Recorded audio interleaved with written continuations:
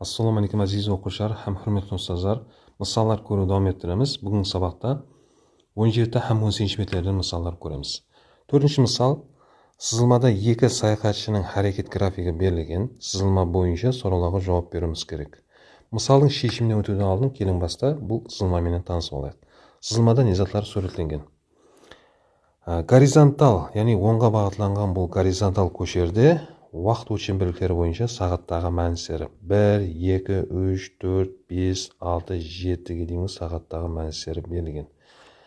Endi bu jo'g'arga bag'ishlangan vertikal ko'cherda bo'lsa, uzunlik o'lcham bo'yicha kilometrdagi ma'nosi 6, 12, 18, 24, 30 ga deyimga kilometrdagi ma'nosi berilgan. Endi iki ko'cherning tutashgan bu nuqatimiz basani nuqat, ya'ni koordinatalar basi deb aytiladi. Ko'k ham qizil siziqlar bo'lsa, bular iki sayohatchining harakat grafiklari. Endi koordinatalar basında bu yerda ko'l suratlangan, al bu grafiklarning oxirida bo'lsa uy suratlangan. Mine suratdagi ma'lumotlar bilan tanishdik. Endi so'rovlarga javob berishga o'tamiz. A so'rovda sayohatchilar qay yerdan yo'lga chiqdi? Keyingi so'rovimiz ular qay yerga ketib baradir? Yazamiz. A so'rovga javob beradigan bo'lsak, qay yerdan yo'lga chiqdi? Grafikning basanini qaraymiz. Bu yerda iki grafikning basani ko'ldan basanib o'tiribdi. Ko'ldan deb yozamiz. Ko'ldan. Endi tamomlanu, grafikning tamomlanu uyda. Uyga baratirganligi ko'rinib turibdi. Uyga deb yozamiz. Uyga. Ne adagi ilk so'rovga javob berdik. Endi bu so'rovga o'tamiz. Ular qanday araliqda bosib o'tishi kerak? Endi bu so'rovga javob berish uchun iki grafikka qaraymiz. İki grafikning tamomlanan nuqatidan endi araliqlar berilgan, ya'ni uzunlik o'lchamiliklar berilgan ko'cherga to'g'ri siziq yurgiziladi. Mine to'g'ri siziq yurgizilgan. Bu 30 kilometrga to'g'ri kelayotir. Sonda iki sayohatchi 30 kilometr araliqda bosib o'tishi kerak bo'lgan. Biz so'rovga javobni yozamiz. 30 kilometr. 30 kilometr. Keyingi so'rovga o'tamiz. Har bir sayohatchi necha soat yurgan? D so'rov.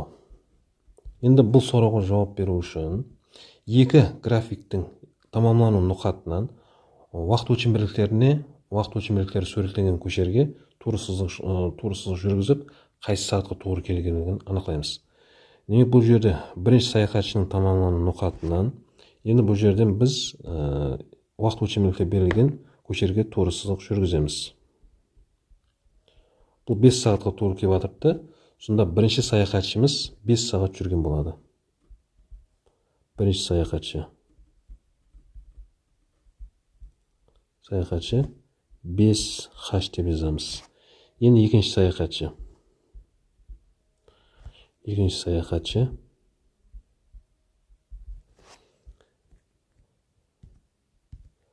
Tamomlanan nuqatidan vaqt o'lchamiklari suratlangan ko'cherga to'g'ri yurgizdik. Bu yerda endi vaqt ko'rsatilmagan. Endi bu izbezlikda aniqlaymiz. 8, 9, demak 10 bo'ladi ekan. Ikkinchi sayohatchimiz 10 soat yurgan. Ya'ni 10h deb yozamiz. Endi so'rovga javob berdik. Keyingi so'rovga o'tamiz. Keyingisi E so'rov. 7. Ikkinchi sayohatchi necha soatda 18 kilometr araliqda bosib o'tgan? Endi buni aniqlash uchun 18 kilometrdan ikkinchi sayohatchining harakat grafikini to'g'ri siziq yurgizib, kesishuv nuqatini aniqlaymiz. Kesishuv nuqatini aniqladik. Endi bu nuqatdan vaqt ko'cherini, ya'ni vaqt o'lchamiklari berilgan ko'cherga to'g'ri siziq yurgizib, qaysi soatga to'g'ri kelganini aniqlaymiz. 6 soat. Javob yozamiz.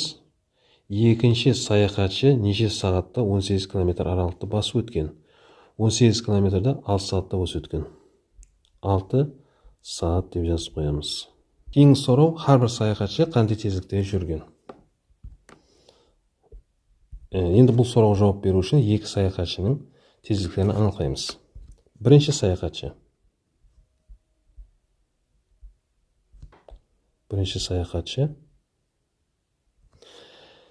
Endi bu birinchi sayohatchining tezligini aniqlash uchun басып өткен жолдың, сол жолды басып өтуге кеткен уақытын бөлуіміз керек. Бір 30 км аралықта, яғни жолды басып өткен 30 км аралықта болса 5 сағатта. Онда тезікті анықтау үшін 30-ды бөлеміз 5-ке. 30-ды 5-ке бөлсек 6 болады. 6 километрдің хашқа қатынасы, яғни бұл бірінші саяхатшының тезлігі 6 км сағатына. Енді екінші саяхатшының тезлігін анықтаймыз. Жазамыз екінші саяхатшы. Екінші саяхатшының тезлігін анықтау үшін басып өткен аралық 30 км. 30 км. Енді осы 30 км-ді 10 сағатта басып өткен. 30-ды 10-ға бөлетін болсақ, сол екінші саяхатшының тезлігі келіп шығады. 30-ды бөлеміз 10-ға тең 3 километрдің хашқа қатынасы, яғни сағатына 3 км жүрген. Бұл сұрауға да жауап бердік, кейінгі сұрауға өтеміз. Кейінгісінде бірінші саяхатшының тезлігі екіншісінің тезлігіне қаншаға көп? Неше есе көп? Екі сұрау берілген. Бірінші сұрауда демек қаншаға көп деп жатыр. Біріншісі демек 6 км сағатына, екіншісінікі 3 км сағатына болса, 6-тан 3-ті аламыз, 3 болады. 3-ке көп деп жазамыз. 3-ке көп. Кейінгі сұрауда неше есе көп? Неше есе көп екенін анықтау үшін 6-ны бөлеміз 3-ке. 2 болады, 2 есе көп болады. 2 есе көп. Міне достар, мысалда берген бұл барлық сұрауларға жауап бердік. Енді кейінгі мысалға өтеміз. 6-шы мысал, өлшем-бірліктер бойынша есептаулар берілген. Адам басайтын болсақ, бұда ауырлық өлшем-бірліктері берілген. Центнер, тонна, килограмм. Бұл жерде ең үлкен тонна, одан кейін центнер, одан кейін килограмм. Енді есептау қолайлы болу үшін хаммесін бірдей өлшем-бірлікке алып келуіміз керек. Бұл жерде енді хаммесін килограммға алып келіп есептайтын болсақ, есептау қолайлы болады. Бұл жерде енді арасында мәліметтерін бір келтіріп өтеміз. Тонна мен килограмм арасында farq. Бір тоннада 1000 килограмм бар, яғни 1000 килограмм бар. Енді тоннадан килограммға өткен уақытында мәнісі бойынша көбейтеміз. Бір центнерде 100 килограмм бар. Центнерден килограмм өткен уақытта 100-ге көбейтеміз. Қазір есептауға кірісеміз. Қосырмадан бастайтын болса, қосырмада 51 центнер. Енді 51 центнерден килограммға өту үшін 1 центнерді қазір айтқанымызда 100 килограмм бар. Енді центнердің орнына енді 100-ді көбейіп жазатын болсақ, 51-ге 100-ді көбейтсек, 51-ден 2 нөлді тіркесек, 100-ге көбейткен боламыз. Бұл 5100 болады. Енді килограмм сөзін жазу шарт емес. Себебі хаммесі бірдей өлшем-бірлікте болғаны үшін ең ақырында есепталып болған екен, ақырында жасаған болады. 5100. Міне килограммға айландырдық. Кейінгісі 4 тонна 626 килограмм. 4 тонна. 1 тоннада 1000 килограмм бар. 4 тоннада болса, 4-ке 1000-ды көбейтеміз, 4000. 4000 килограмм. Енді 626-ны бірден қосып жазамыз. Ол 4626 болды. Бөлеміз 2-ге. Аламыз, кейін қосырма өтеміз. 3 тонна. 3 тонна килограммда мәнісі 3000 болады. 7 центнер. 7-ге 100-ді көбейтеміз, 700. Яғни 3000-ға 700-ді қосатын болсақ, 3700 болады. 3700 килограмм. Аламыз, 15 центнер 40 килограмм. 15 центнер, 1 центнерді 100 килограмм, 100-ді көбейтеміз. 15-ке 100-ді көбейтсек, 1500 болады. 40-ды қосып жазамыз. 1540. Көбейтеміз 2-ге. Тең. Енді бірінші қосырмадағы қосындыны есептайтын болсақ, 5100-ге 4626-ны қосамыз. 9726 болады, бөлінген 2. Аламыз. Екінші қосырмадағы айырманы орайтын болсақ, бұл жерде 3700-ден 1540 алымыз керек. 2160 болады. 2160 көбейтілген 2. Тең. Бұл жерден 2-ке бөлеміз. 9726-ны 2-ке бөлетін болсақ, 4863 болады. Аламыз. 2160-ды 2-ке көбейтсек, 4320 тең. Енді алуды орайлаймыз. 543. 543-ні мәнісін анықладық. Бұл бізде килограммдағы мәнісі. Килограмм жазып қойсақ болады енді. 543 килограмм. Енді бұны 543 егер центнердегі мәнісі өткен болса, демек бұны центнерді айлантырып жазсам болады. 500 килограмм бұл 5 центнер болады. Тең 5 ку 43 килограмм деп жазып қоямыз. Кейінгісі енді бұдағы. Бұда енді ұзынлық өлшем берілген. Бұдан килограммға ұқсас. Бұл бұны өзіңізге қалдырамын. Өзіңіз шешіп, шешімін, жауабын комментарий жазып қалдырсаңыз болады. Біз кейінгісі дыға өтеміз. Дыда уақыт өлшем бойынша амелдерді орламыз керек. Бұл жерде енді түсінуансат болу үшін мәністер бойынша айлантырамыз. Бұл жерде сағат пен минут берілген. Енді ең кіші өлшем бұл жерде минут, сағатта минутқа өтіріп есаплаймыз. 6H қосылмада есаплап кетеміз. 6H дегеніміз 1 сағатта 60 минут бар. Онда 6 енді сағатта минутқа өткен уақытымызда мәнісі бойынша көбейтеміз. 1 сағатта 60 болса 6-60 көбейтеміз. Көбейт жазып қояқ. Қосамыз 42. Бұл жерде қазір айтқанымызда минут деген сөздер жазбаймыз. Ақырында жазамыз. Қосылманың сыртына енді бөлу 67 деп қоямыз. Қосылған 4 көбейтілген қосылмада 357 алынған. Енді қосылмай ашамыз. 2 сағат. 2 сағат болса 2 көбейтеміз 60-ты, қосамыз 15-ті. Қосылмай жоғамыз тең. Енді бірінші қосылманы есаплайтын болсақ, 6-ны 60-ға көбейтеміз, 360 болады. 42 қосып берсек, 402 болады. 402 бөлінген 67. Қосылған 4. Енді қосылманың ішінде 357 алынған. 2-60 көбейтсек 120, 15 қосамыз 135. Тең. 402-ні 67-ге бөлетін болсақ, 6-дан болады.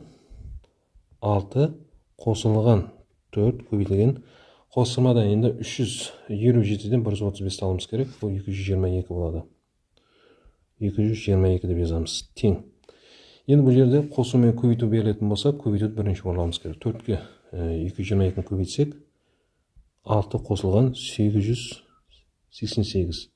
Қосынды ақырғы нәтижеміз сонда 894 минут.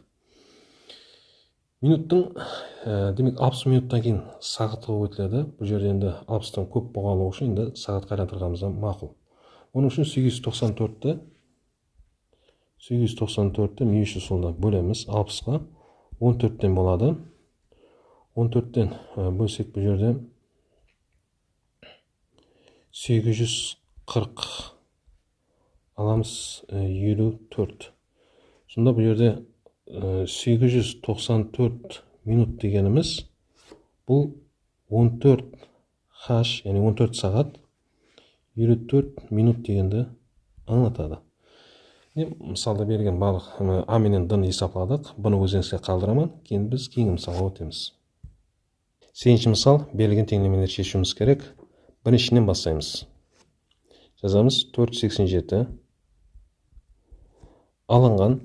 Қосылма ішінде қосындыны есаплайтын болсақ, 234-ке 117-ні қосамыз, 351 болады. 351 бөлінген X тең 448. Енді кейін қолданатын амеліміз. Бұл бөлумен берілген 351 бөлінген X-ті бір ағза деп қаралып, теңдіктің екі жағына өтіп жібереміз. Ал 448 болса, теңдіктің шеп жағына алып келеміз.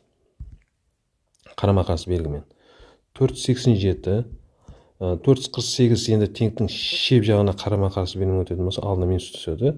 Минус 448 деп жазамыз. Тең. Енді минус белгісімен теңдіктің екінші жағына өткен уақытта, қарама-қарсы белгімен өткен уақытта минусымыз плюс болады. Яғни 351 бөлінген X деп жазамыз. 487-тен 448 алсақ, бұл 39 болады. 39 тең 351 бөлінген X. Бұл жерде енді 39 менен X-тің орын алмасады. 39-ымыз X-тің орнына келеді, алдына бөлу болып келеді. Ал X-тің алдында бөліміз теңдіктің екінші жағына өтіп, 39-ның орнына иелейді. Сонда X тең болады 351 бөлінген 39. X тең 351 39-ға бөлсек 9 деген мәніске ерсеміз. Міне теңдемені шештік, теңдеменің көрені. демек 9-ға тең болады екен. Кейінгісі, бұл жерден қосылман бірінші есеплап аламыз. 124-тен 79 алсақ 45 болады. 45 көбейтілген y тең 623 теңдіктің екінші жағына қарама-қарсымен өтіреміз. 1253 алынған 623 деп жазамыз. Енді 45 көбейтілген y деп теңдіктің шеп жағын жазып тұрамыз. 1253-тен 623 таптасақ 630 болады. 630.